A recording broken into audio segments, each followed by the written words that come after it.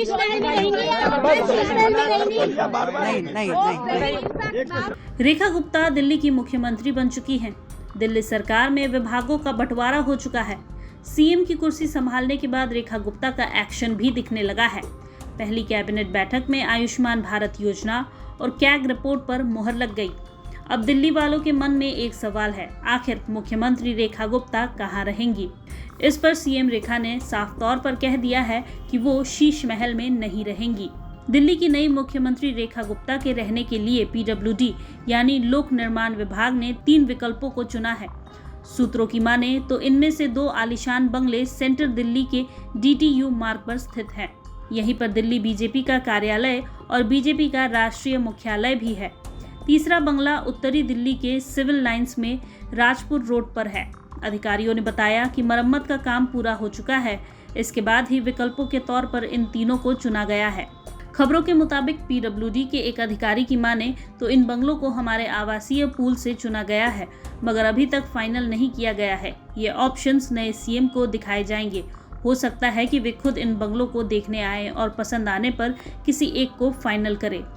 इसके बाद सामान्य प्रशासन विभाग GAD की मंजूरी के बाद बंगला आवंटित किया जाएगा।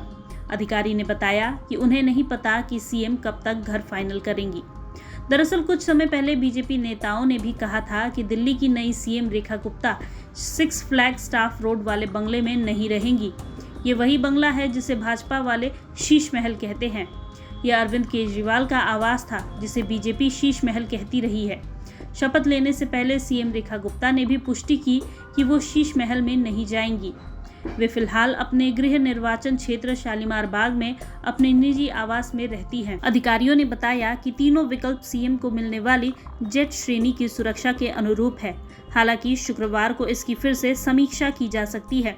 पूर्व सीएम आतिशी के पास जेट श्रेणी की सुरक्षा थी, लेकिन उनके अपने निजी आवास पर रहने के कारण किसी प्रोटोकॉल का पालन नहीं करना पड़ता था। अधिकारियों की माने तो सीएम आवास आमतौर पर आवश्यक सुरक्षा प्रावधानों से लैस होता है, लेकिन हमें पिछले 10 सालों में जेट श्रेणी की सुरक्षा व्यवस्था सुनिश्चित करने की आवश्यकता नहीं पड़ी।